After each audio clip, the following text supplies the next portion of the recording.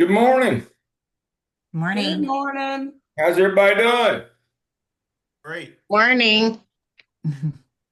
Good morning, Dr. Lamb. Good morning.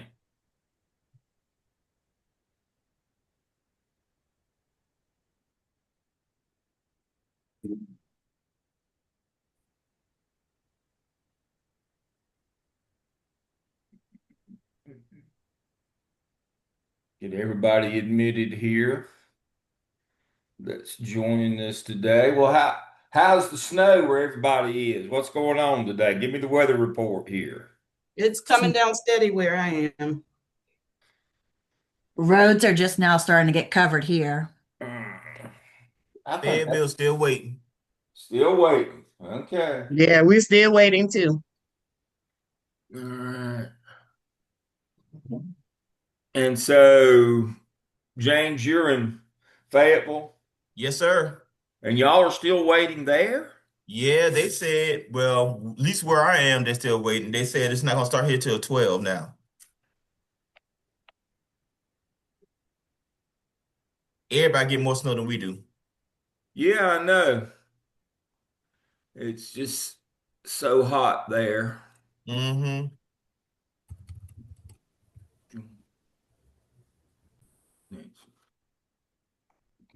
Is it snow hard over there where you are, sir? I'm in I'm in Lake Norman today. I'm at the Piedmont White House today. And so yeah, it's snowing pretty hard here. Hmm. Um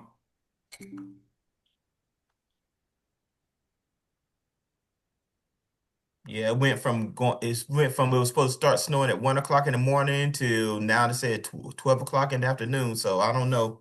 That's how weather is around here. I I'm dealing with a student here who hold 1 second, let me deal with her. Let me get back here. Good morning. Good morning. Good morning. Okay. All right. And so let's see who I've got. And so Cherie's in the other group. Cherie, are you there? And Lauren, y'all are in the other group. Y'all didn't have trouble getting on using the link, did you? I didn't think so. I'm talking to Nancy now, Dr. Yeah, Lamb. I got but her. I'm gonna send her the link again. I don't understand, but that's a different story. All right, let's see. 7:38. Not now. Copy the link.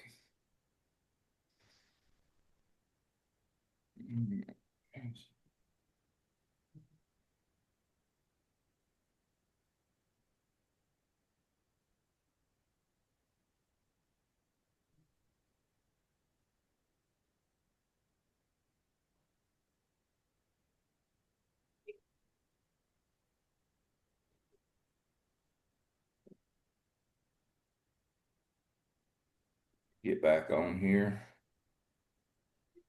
All right.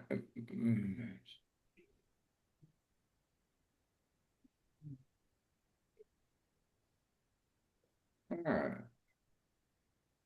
There's Keith Mhm. and Okay. Mhm. James and James. Morning. Good morning. Morning. And Sandra. So Good there's morning. Nancy. Did you finally make it, Nancy? Good for you. All right. So the weather report is in the middle of, well, I guess we're in the western part of the state, but we're in the Piedmont, right where I live, right on 77 here at Lake Norman. And so the snow's coming in from the east. I don't know, fairly heavy flurries. Um, I'd say probably if it snowed like this, you'd probably get maybe a half inch an hour. So if it snowed 6 hours, you'd get 3 inches, something like that. That's what's going on here. Um, there's another front coming in from the west that influencing the mountain snow. That's why they're getting more. Started snowing in Lake Lure last night where I live there. But I was here, but it's snowing there. So um, I don't know. I think everybody's going to get it before it's over with. You know, Fayetteville's kind of crazy in that this is coming up the East Coast. They should be getting more than anybody else, but it's so hot there. Um, Dr. Lamb, could you let me in? I'm on another device. yeah, as soon as it pops up, there it goes. So I have no idea when we're ever going to get to meet in person. I don't know I guess we'll meet at our next time if we get out of this weather cycle where we can go. But thank you for joining me today. Try to remember that we'll take breaks as often as we need to. But we got a lot of things that we can cover and a lot that we can do. And of course, we do virtual classes all the time. In terms of presentations tomorrow, you got 30 minutes, just like dominoes, 30 minutes or less. You got 30 minutes tomorrow to do the presentations that were due this weekend. And so let's look at those in our shell. Now, these should be standard in both shells. And I don't know how she's got them organized in her shell, but these are the things that were due for this weekend. So let's go and look at that. Let me get out of this. Get out of that one. Okay, so let me share my screen. Uh, Here we go. Okay, so face-to-face weekends, policy actors assignment, flowchart presentation assignment,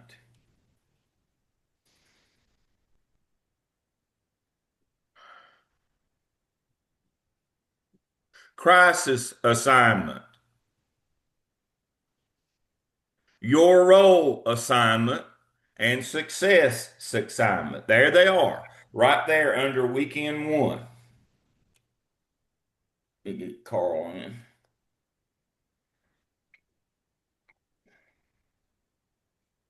Right there they are. And you can present them in any order that you want to, but you need to make sure that you touch on all of those tomorrow. Now, Carl, get in. There's the beard. What's going on over in Lincoln County? Trying to stay warm. How's the snow over there? About like it is on the east side of the lake? Still falling. Still falling? Yeah.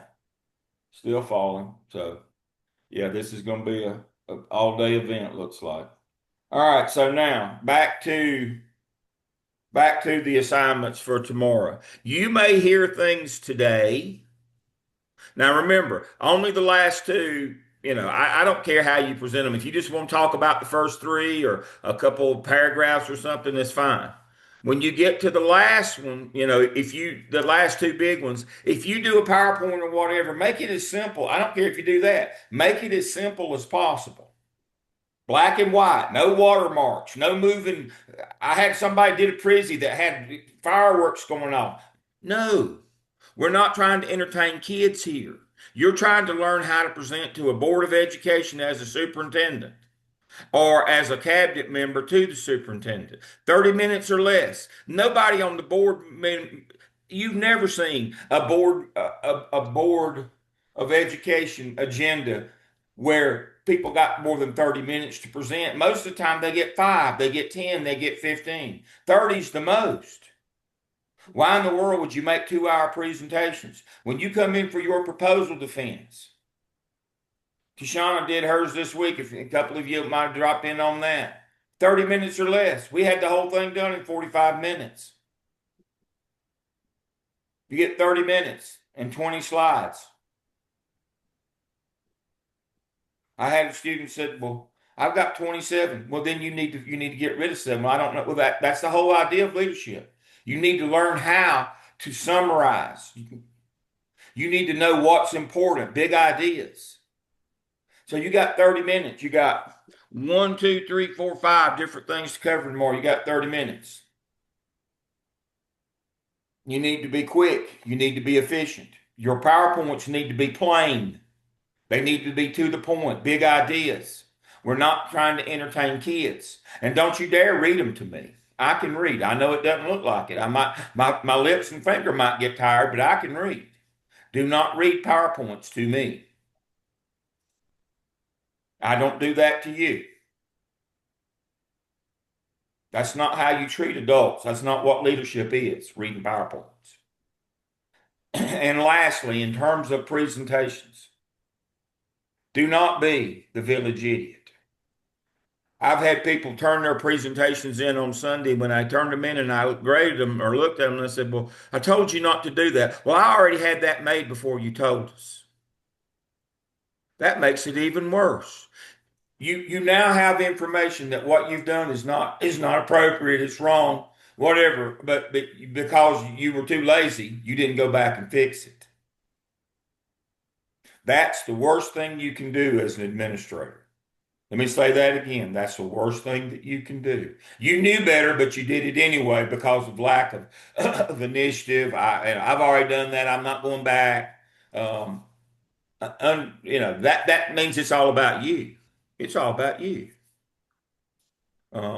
There's no servant leadership in that. That's the kind of thing where, an employee comes to you and says, well, my pay was wrong. I will get it next time. Yeah, yeah. Sure. That's how we're losing employees now. The biggest problem that we have in our business right now is we're losing veteran employees. Now, the secret of our business is we always lost the kids, always. We always ate our young. We have time in memoriam.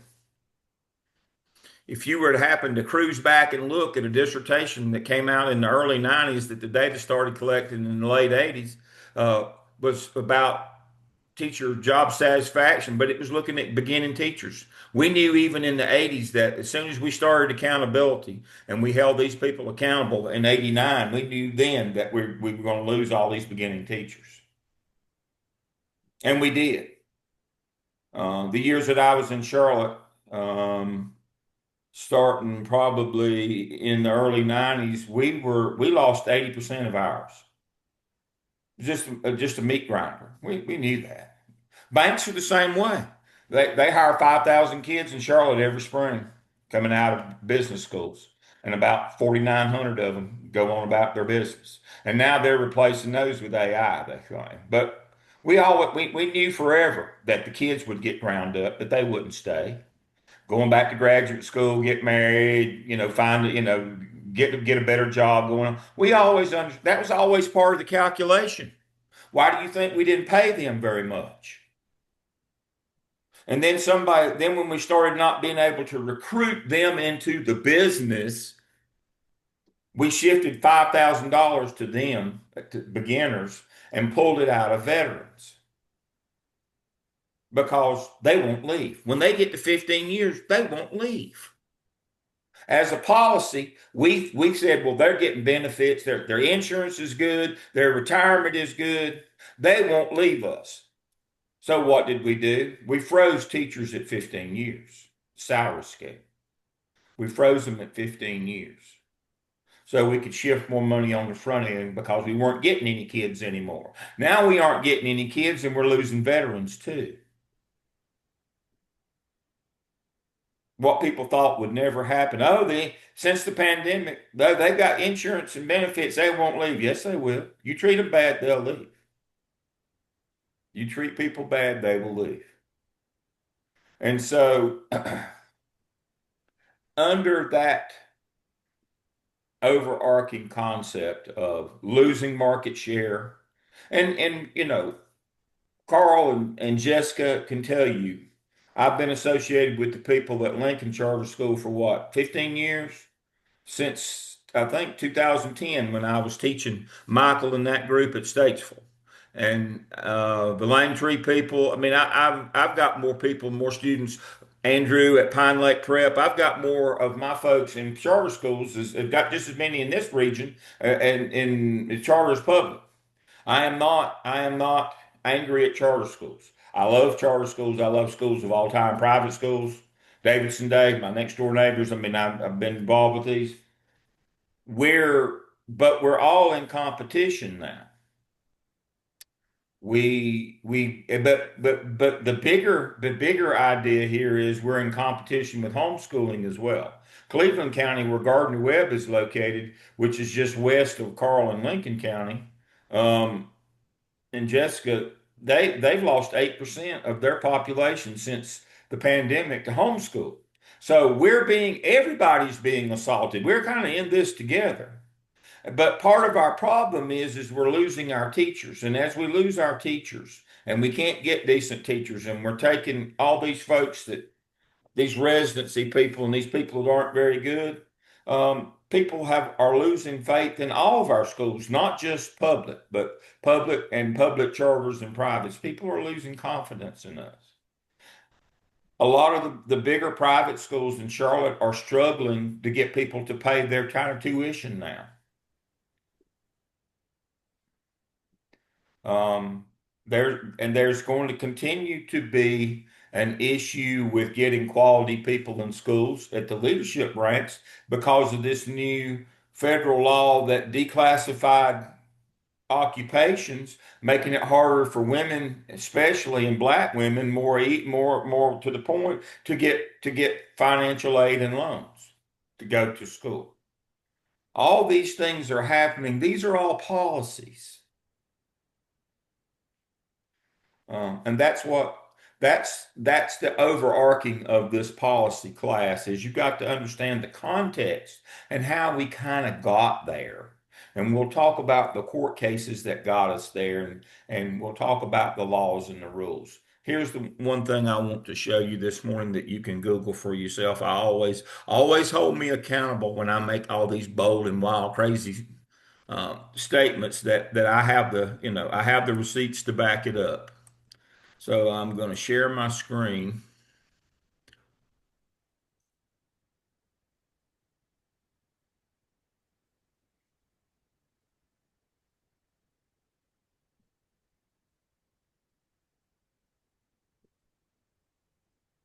I want you to look at year 15, what happens to teachers' salaries in North Carolina until for 10 years until year 25.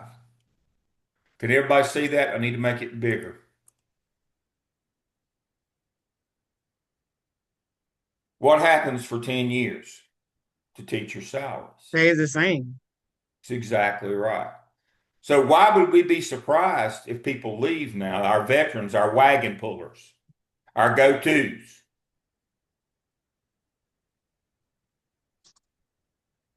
Everybody, everybody can't be a star, but you have a lot of good people in your business, what I call wagon pullers, that come in every day, that can get after it, that can get it done. The beauty is they're old enough that their kids aren't little anymore. They might be running them around a little bit, middle school age, taking them here and there, but they're out of that primary stuff where they're sick and at the doctor and teachers are out all the time. They're past that, and I hate to be ugly, but and I'm old. They're not old enough yet that they're having to deal with the elder care of their own parents. You're in that sweet spot. You're in that sweet spot. That's the people in your business that get it done, not the kids, not the grumbly old people like me. It's those kids in that sweet spot. Now, because of the world of work, sometimes you get the people, and again, this is kind of morbid. You get the older people maybe at 30 years who have already gone through the elder care and now they don't have any kids at home and their parents have gone on to their reward. And then maybe they come back at that point. We used to have a lot of those. When I first was principaling, I had two teachers that had 40 years. I mean, we had a lot of people that, once they got through all of that, they would come back. But of course, they had to back then there wasn't maternity leave. They had to leave to have their babies and then they would come back after them and then, they would kind of go take care of their parents, then they'd come back. We're not getting those anymore anyway. We're not getting the comeback people. But what you're really looking at is the years that we really get the best out of these people. 15, because then that means they're late 30s. They started at 22, they're 37, their kids are, up and, they don't have to be with them every minute. Their parents are probably just early mid 60s, still in pretty good health, and you get some good years right there. You get, those 10 years really that, from about year 12 to about 27, those 15 years are really the prime years that you get the best out of these people. And what did we do policy wise to their salary? So why are we surprised? We've always eaten our young in the business. Always. We've always ground them up into dust. Why are we surprised that now the real issue is not, oh, we're losing teachers? The real issue is we're losing our wagon pullers. We're losing the ones that matter. It's killing us on public confidence. It's killing us on test scores. I'd love to live in a world where everybody's equal, but they're not. A teacher in a classroom is not a teacher in a classroom. Some are better than others. We're losing the good ones now. That's the crisis. The crisis is not that we're losing teachers. We always did. It's the crisis is which teachers that we're losing now. And a lot of the policies that we have adopted in our business, it seems to me were intent to do that. Their intent was to do that. Maybe it wasn't. Maybe it was just an unintended consequence. But it doesn't matter. It doesn't matter if it was intentional or not. It's kind of like it doesn't matter if you can't or you won't. All it matters is you don't. We can't get into intent. Well, we didn't intend for it to be that way. So, I mean, that's what I hear from the General Assembly. We didn't intend for it to be that way, so you can't blame us. Well, yeah, we can. You're the one that did this. Doesn't matter about your intent. The outcome's all that matters. When you are in an administrative role, they don't care how hard you worked or how much you tried. You either had to make a good number go up or a bad number go down.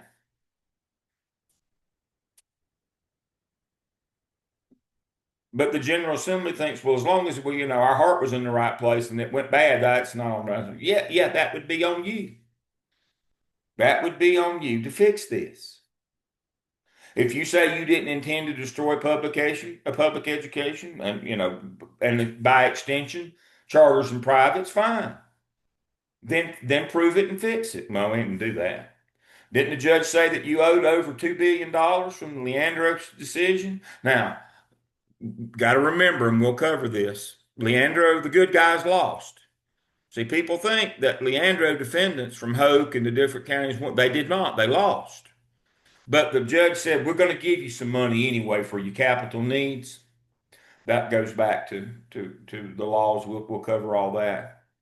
But they never did. And then when the judge a couple of years ago said, you owe $2 billion, they said, nanny, nanny, boo, boo, you can't make us. And the judge said, it doesn't matter, you didn't intend for it to be this way. It is. Now you got to remedy it. No, we don't. So I'm not arguing that their intent was to drug. I'm arguing their actions did destroy it, regardless of their intent. You can't look at a frozen salary scale on our best employees at the most important time and say that didn't hurt. The numbers are staggering on attrition now. I mean, I can point to those kinds of things and say that's not an opinion. That's a salary schedule. There's no opinion in that. So part of policy is you've got to understand how we got where we are, why we are where we are. and what it could do, what we could do to fix this. Now, some of you in your presentations tomorrow probably have already written a couple paragraphs about who the policy actors are in your district. Now, I'm not going to put anybody on the spot this morning, but I'm going to tell you some of you got it wrong already. That's just the way it goes. Always, everybody in the group always have somebody that gets it wrong. So, who wants to be the volunteer today? All right. Nancy wants to be the volunteer about who the policy are, starting with the most important policy actors in your, who's the most important in Wake County, Nancy Lee? I can't hear you. There you go. Okay, give me a second. Give me one quick second here, and we'll talk about the policy actors. Okay. So, the policy actors, you got a lot of them, and the way I break it down is I break it down at the district level, state level, and the federal level. So at the district level, you have your Wake County school boards who are responsible. Their responsibility is to make policy decisions on behalf of the district. And they are primarily the legislative body All of right. So with the I'll stop power to Nancy right create. there. Uh-oh. I'll stop Nancy right there. She Well, I'm made not the, gonna call them the legislative body. I'll use no, that no, loosely. Nancy will stop you right there. You started at the wrong place. See, that Nancy started like most of us as educators do, and she missed the most important policy actors. The superintendent and No, his cabinet. But the I started at the superintendent is not district. part of the school board, by the way. Right, he's not. He But answers to he's the not a school policy board. actor either. He's not important. Not important. Okay, what about the School board's parental not important. what about the parental organizations who have Not important. influence? Okay. So Not important. I started at the district level with those Not players. important. But that's the problem. You started at the wrong place. Not important. None of them What you want me are to start important. at the federal level? No, not important. The state assembly Not level? important. Okay, then enlighten me. County commissioners. Okay. County But commissioners are your policy players. okay, so here and I was looking at North Carolina and getting familiarized with how they do it here. And County because commissioners, that's a great point, Nancy. You've got to understand how North Carolina schools are funded, and South Carolina schools are funded the same way. They're kind of unique. You got to understand that. That makes the policy players different. You can't read this in a book. You have to understand this. so yeah, the county commissioners, County commissioners that's are right, the policy because players. Dr. Taylor presents his budget to There them. you go. Okay. There you go. So they're not okay, I got you.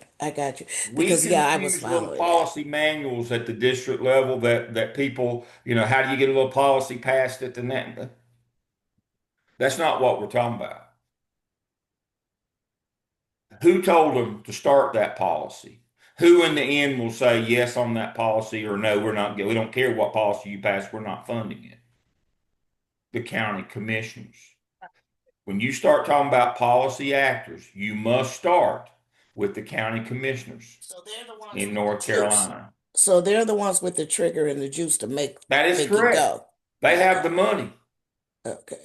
They're the purse string. Yeah. Okay.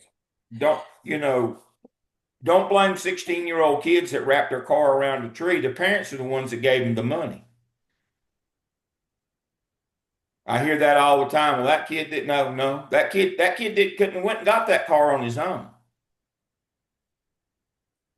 Okay. We're the 16-year-old kid. Nancy, you can mute yourself now. Okay. You're feeding back. All right. The 16-year-old kid, the school business is the 16-year-old kid. We have all these wants and desires, but we don't have any money. And nobody would loan us any money because they know we don't have a job. School districts in North and South Carolina are unempowered. They cannot generate revenue through taxes. They have no taxing authority, which means in our world, they have no job. They have no way to get money. They have all these wants and desires. Think of us as 16-year-old kids. They have every, I want a phone, I want a car, I want. Well, they don't have any credit. Nobody's going to loan them any money. They don't have a job. They got to go somewhere else and get it. Well, that's the way the school district is. You got to go to the funding authority to get money. That would be the county commissioners. I have people all the time. Well, we had this policy that we worked through at the central office, but where did it come from?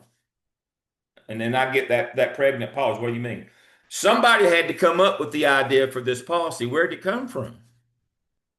Well, I don't know. Well, it probably came from the county commissioners. If it gets through and it's got money on it, and if it gets through and got money on it, it didn't come from them, then you're just dumb because then they're going to take it out of your budget. They're not going to fund it. They sit now and go through it line by line. Yes, you can have that. No, you can't have that.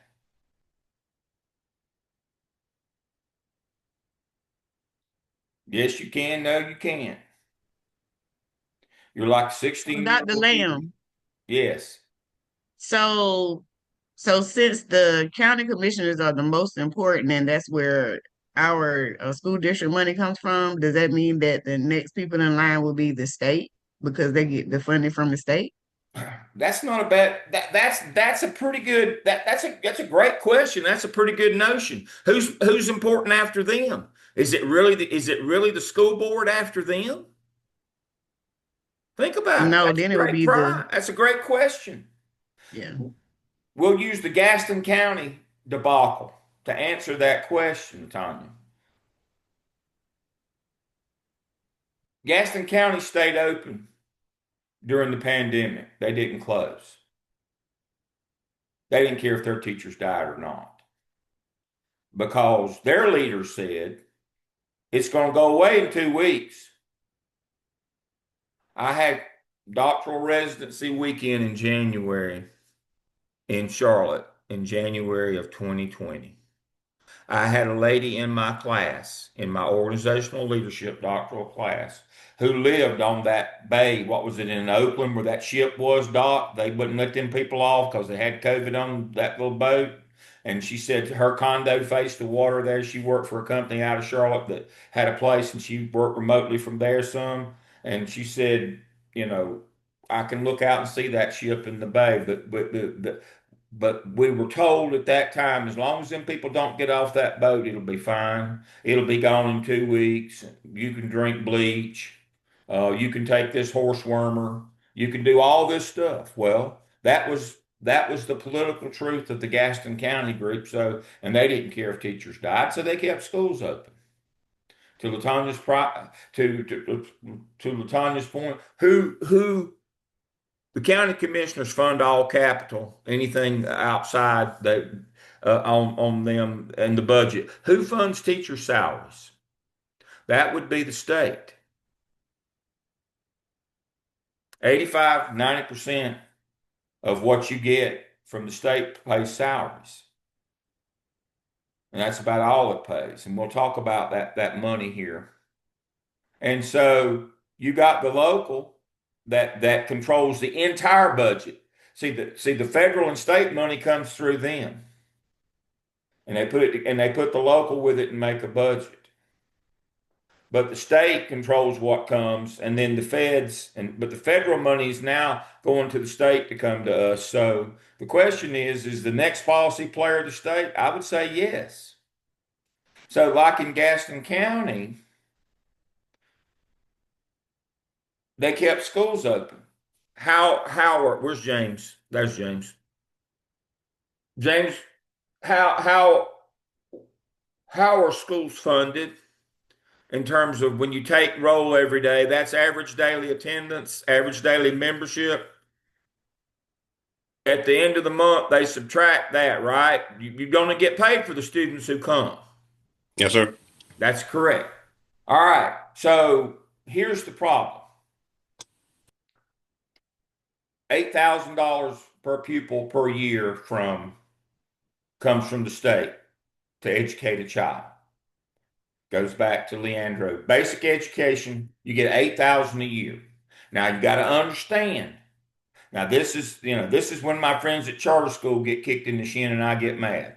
Uh, you don't get the whole $8,000 at one time, and you don't get it up front. This notion that, well, they went over to charter school for 2 weeks and they got all the money and now we got their kids, that's not true. When they came to you, you got paid for them. The state is not stupid enough to, like with a bunch of 16-year-old kids, and give you all the money up front at one time. You get on-time payments. You have to have enough money on hand to pay for the first month of school. Why do you think we holler about head count, 10 day, 20 day? Get out and find them kids. How did we remember? The district has to pay for the first month of school, salaries, everything, cash on hand. And then they expect at the end of that month, what does the state do? They take 1/10 of that per pupil money, $800, minus absenteeism, and they reimburse you for what you spent. And that's how it works. You spend a month, they reimburse a month. You spend a month. What happens if you overestimate? What happens if your swag was bad? What happens if your swag was bad? See, we swag the first month in terms of number of students we think are going to come, the number of teachers we're going to need. All we swag the first month. What is swag? Stupid, wild ass guess. That's what swag is. We swag the first month. We don't know. We're just hoping. But we get it right. What happens if we spend too much? We're in the hole. We don't get it back. What happens if our attendance is bad? We set the school up and started, and only 40% of the kids are showing up in the pandemic. And we're not running virtual because our leader said not to. Our leader said it was just going to be over in 2 weeks. And we just month after month keep praying it's going to go, but keep still 40%, 35% kids show up every day. What happens if you have state paid teachers and you don't pay them? The state will close you down. So what did they do in Gaston? They started paying the state teachers with the local money for the teacher assistants, the bus drivers, cafeteria workers. Now, am I making any of this up? Those of you who know what happened, those people couldn't get paid. They started marching, protesting, carrying signs. Sheree, okay. Quick question. So you said that the federal money goes to the county commissioners, No, and then no, that's what not did you what I said say? at all. What did It's you say? funneled through the state. Thank you. I about to say, I know I heard something different. And yes, you are correct with Gaston because now we're on a hiring freeze. This makes sense to me because of the local money spent. So this Yeah, is they this they is overspent. They overspent thinking the state would. But what the not so private conversation in Gaston was is every politician in Gaston, just like in Rutherford and a couple of other counties, is Republican. And so they said our friends have a super majority in the legislature. They'll give us the money. Let's just keep going. They'll give us the money. They did not. And then they panicked and they said, well, what are we going to say? And they said, well, we'll tell them that we've got a software glitch. But they had Oracle. What is the number one most dependable software in the world? That would be Oracle. I'm not a Larry Ellison fan or his son or any of that bunch. But you have to give the devil their due. They make the best software in the world. And so they sent a cease and desist letter and said, keep our name out of your mouth. It's not our problem that you can't pay. And I said to their superintendent at the time, full disclosure, he was my doctoral student. I hired him in Charlotte. I said to him at the time, we'll go find Nancy Splon. She's probably in the rest home. She used to handwrite checks in Rutherford County. If you got money in the bank, I can get you somebody that can write checks. The problem was they had no money in the bank because they overspent. Why did Rutherford County schools have to close 2 schools the week before school started this year? They didn't have the money on hand because they gave it to Facebook. Nitwits. And now that one I think may be better than the Gaston one. What happened in Rutherford was Facebook came along and said, "Hey, we'll build a plant here. It'll create hundreds of jobs." Now, what Rutherford County didn't understand is it absolutely created hundreds of jobs as long to build the building. But as soon as the building was built, what happened to the jobs? They left town with the guys, the construction guys. They built a server farm, one of those high energy deals. What do they call them now? I always just call them server farms. They've got a new term for them now. They're building them all over the country and they're draining the power, the electrical resources and causing people's power bills to go up and breaking the power grids. Well, they built one in Rutherford County, right next to the North Carolina data center, right there on the Second Broad River. So the county bought the mill there out on the 74 bypass, the J.C. Cowan plant, Burlington Industries. It had been closed for years, tore it down, improved the site, bought it, tore it down, improved the site, got it up and going. Why did they want that mill site? What did all those mills have with them? They were on the river for a reason. They could generate their own power. Why do you think the North Carolina data center already had a server farm there? They could generate their own power. And so the county spent $20 million on that. The county commissioners. Who funds schools? County commissioners. So where'd that 20 million come from? But schools. But it was going to create all these jobs, and it did. It created several hundred jobs for a short period of time until they got it built. And then those jobs went away, and they kept out of that $20 million. And the state gave them $100 million. You can look it up. They got 12 minimum wage jobs in perpetuity for $120 million. 12. $10 million a piece. That's what it cost in reality. Now, there was some work there during the construction phase, but that was just temporary. It was not ongoing, and most of the people who worked there were not local people.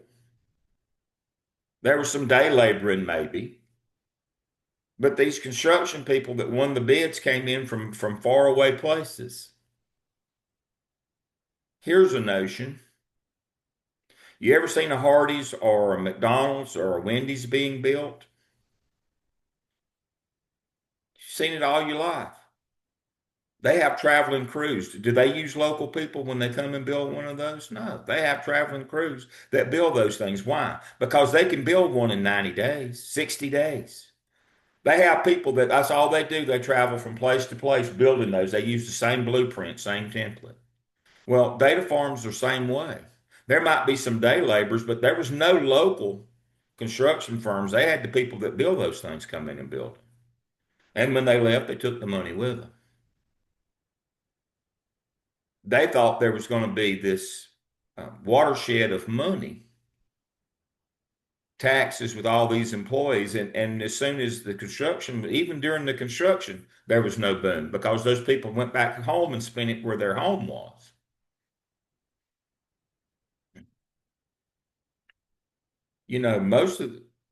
We won't get into the details, but most of those people now, they have their own little travel trailers and they have staying places and they don't even stay in the local motels and they go home for the weekends. I mean, it's very much a thing now. You don't do the local thing. And so their big gamble, $20 million of local money, didn't pay off and they had to close 2 schools this year in August a week before the school started. Back to Cherie's point, state money comes from the state to reimburse what you spent. Your local money is only for capital. That's all, that's the requirement for it. Now they can buy you extra teachers if they want to and extra folks, but that's a want to. Their only obligation is your capital needs. And the federal money comes to the state and then it is managed through the state. All right, where's Nancy? Where's my lady Nancy? There's Nancy. Nancy works with exceptional children at in Wake County. And Nancy can tell you that even though EC is federal, they're regulated. That there's not really federal regulators on site. Their regulation comes through the state. So that's what we're talking about. Even federal money is managed through the state. So back to the original point from Latanya, your biggest policy players first in line are your county commissioners because they fund or don't fund your budget and they decide what's going to be in your budget. And they'll by that they will just because you pass a policy in your central office doesn't mean that they're going to fund it. They don't have to. The second level as we have pointed out here is the state because they have the authority over their money and indirectly the federal money. And whoever controls the purse is in charge, regardless of what policies you want to make. Again, you're 16-year-old kids.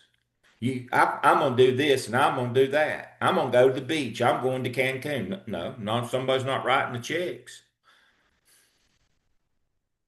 You have all the wants and desires of a 16-year-old kid without any of the money. You can pass all the policies you want to pass, but that doesn't mean you're going to get the money to do it.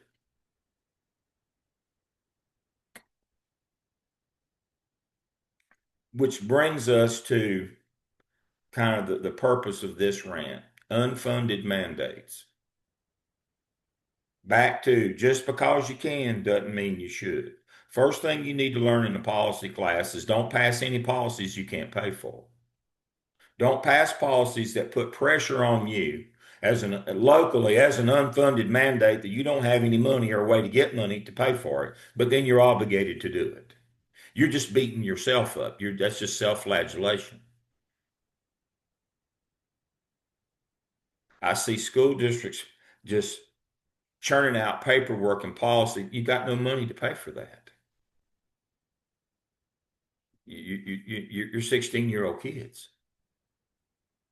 You're old enough to drive, but you don't have the wherewithal. You don't have the car, can't make the payments, got no job, can't get insurance. You're a 16-year-old kid. You've got to understand that. That's your role.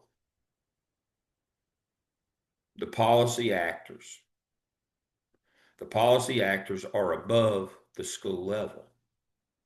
They're above the school board level. School board is unempowered. When they come up with a budget every year, they have to go hat in hand to the like 16-year-olds to get their allowance from the local and the state. And if you go out and you spend more than your allowance, then you're just going to be short because they don't have to give you more. If you decide to keep schools open against good judgment, like in Gaston, you're gonna pay for it. It's gonna take 10 years for Gaston to get out of the mess that they're in. So their first gambit behind closed doors in Gaston we got to make this money up. So they started sacking up all the money locally that they could find that might not have been local or state money, might have been federal money. That's been the next brouhaha in Gaston. Now, I'm not saying anybody stole it. I want to be very clear. I don't know where it is, but they don't either. And I don't even work there. But they don't know where the federal money went. So They can't find it nowhere, Dr. Lamb. what I mean. It's like invisible. And when they put that out about, I think it's out now that we are right at $5.2 million that is needed to keep us. And then you still are Yeah. and you still are missing people. So all of this is connecting now of what you're saying of why. Yeah, this got started running school during COVID and using local money to fund that was funding on the capital side of the business, your non-certified people. It took their money to pay the state teachers so they could keep schools open because their leader said, it's going to go away. You know, and so, but part of this now, I'm just telling what's been in the media, in the news, been verified that federal money is gone. That they tried to take federal money and patch it in where the money, they took state money and paid it out, and then they took the local money, and now there's federal money missing. That's not my opinion. That's been reported. You can look that up. And so, but they got behind paying salaries. Sheree, go ahead, unmute yourself. So question, so when you have those schools that have been approved through Restart and those type of schools, Yeah. how do those funds flow? So like next school year, would they have to go back to a policy to figure out how they're going to be funded, or is that money just gone and they're no longer a Restart school? That money's just gone. So they can no longer be a Restart school I in didn't say reference. that, but that money's gone. Remember, we only do budgets 1 year at a time. Gotcha. Um, the budget process is unique that we start from scratch every January. We start from scratch every January. And the state budget, is a continuing budget for a couple of years, but the school budget starts in January. You start the process this month where you send out to principals, their wish list of things. That should have come out this year, this month, or because of the weather, it might be next month. You get that, okay? And then you go from there, and then sometimes June or July you pass your budget. So every year, and part of that negotiation that Sharice, what she's talking about is you're supposed to be finding out. The central office people are finding out how much of that continuing budget from the state's going to come in, or the feds are going to come in. And if you can't assure that it's going to come in, you have to, even though it might have been, in the continuing budget for 2 years, if they didn't, you go and find out, that doesn't mean it's going to come. It comes 1 year at a time. Again, they don't pay you ahead. You spend it, they reimburse. And if you can't be guaranteed that they'll reimburse, you better not spend it. Again, Gaston's already learned that lesson the hard way. So that those schools may or may not continue, but the funding is not just assured. No, we're not sure. We're in the budget. We're at the start of the budget cycle now. At some point about March, you have people in the central office that will be in contact with the state. Is that money coming back or not? I don't care that it was allotted for a 2 year or a 3 year cycle. Is that money coming back or not? Because they don't have to give it to you. That's the thing. Unless it goes in your budget and it's approved for this year, because it was in last year's, has nothing to do with this year's. That's why you see these programs get dropped all of a sudden. You notice that how programs will just bang. Everybody was like, "But we was going to run this for 3 or 4 years." No, not that money. You weren't. Districts need to be, the smarter districts understand if we didn't get the money, we got to pay for this locally. And a lot of this stuff goes back to COVID money, where we made bad decisions with COVID money. We bought people and paid salaries with that and started positions. And then when it got cut, we'll just pay for it locally. No, you won't. You better not. You better not buy things that require on time payments like people. If you don't, if with gifts. You got to generate revenue. That's just hope. They gave you that money one time. When that money was gone, those positions should have went with it, but they didn't. That's part of it too. Carl, you got something for us? Your hand is up. Yes, sir. Just for clarification for tomorrow, when looking at this weekend, there are 2 presentations and 4 assignments, correct? Total? I've got Because one, I got to two, burn that three. oil. I've got 3 assignments and 2 presentations that you just make one, just flow it into one thing. You got policy actors, policy flow chart crisis, your role and success. Again, 5 total. 2 of those were to be kind of presentation style with a little PowerPoint or something a visual. Those other 3, I don't really care what you do with them. And you can kind of put it all into one. You can do whatever you want to. Again, you got to learn how to present on the fly at the board as a superintendent. Mm-hmm. When it's the superintendent's presentation time, you might be covering 3 or 4 or 5 things. You don't just cover one thing. Have you ever been, folks? I know y'all. I know y'all have been to board meetings, and when they turn it over to the super. Now remember, the superintendent is not a member of the Board of Education. We got to remember our policy and our law here. The superintendent is the secretary to the board, not a board member. You work for the board. Everybody got that? Everybody understands that. So even though the central office might make the agenda or whatever, the board's in charge. And so the superintendent just doesn't come in and just, MC this thing like they're in charge. They have to have a time when they present as well. Rarely will they present one thing. Rarely will be all the things that they present be of equal weight or stature. Some of them will be just kind of information items.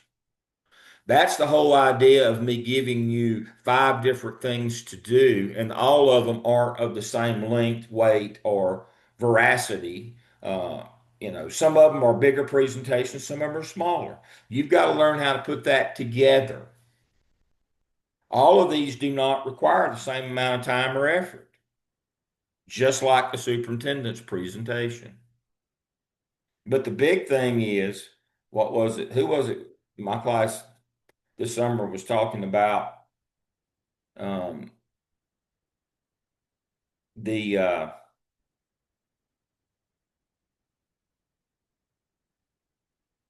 one of their board meetings that the board got angry at the superintendent or assistant superintendent's presentation because it was too long and it was like something for kids. It was all the PowerPoint with all this stuff. They just, we just want the facts. We want to know the bottom line. We don't need all this stuff.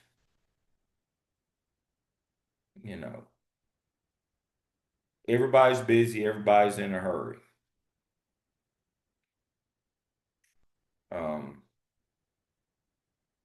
And one of the things that a lot of these folks, they really don't want to be down in the weeds on this stuff.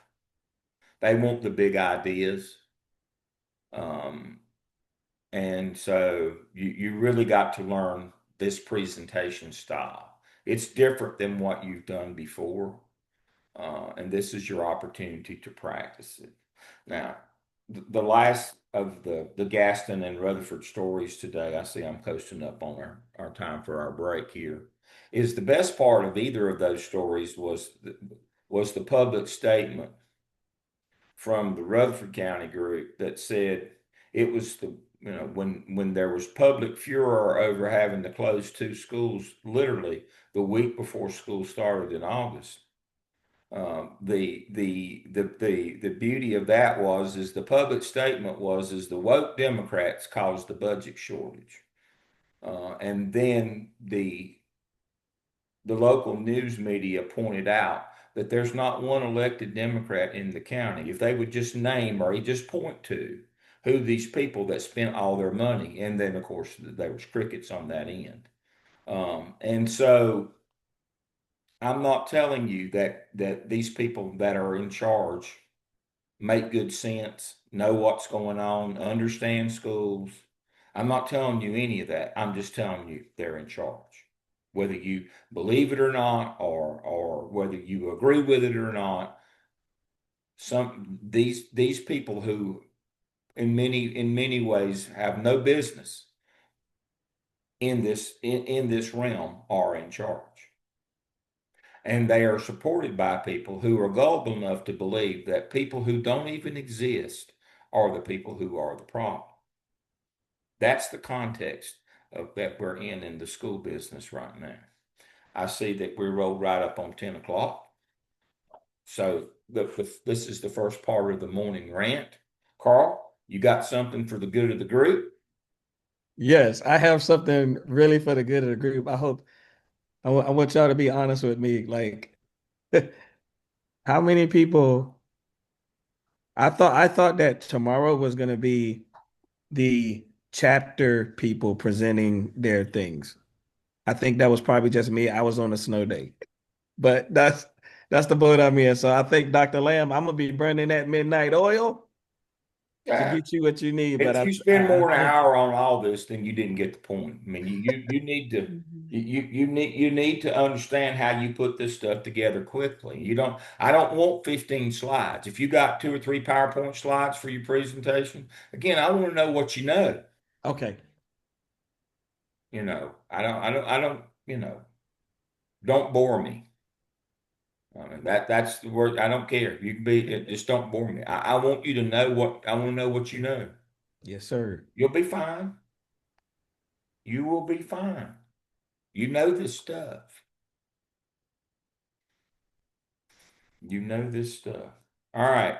How long are we breaking for today? We'll go a little bit longer in the middle one here. Let's break till 10:30. We'll be back. I'm gonna go completely off the air so I can record this segment and do the video. And then we'll come back on at 10:30. Everybody come back at 10:30, same length, and we'll go to noon, and then we'll take an hour from that. All right, we're going to talk about the legal basis. We're going to talk about court cases and governance and those things when we come back. All right, I'll see you at 10:30. Be prompt. All right, love you, mean it.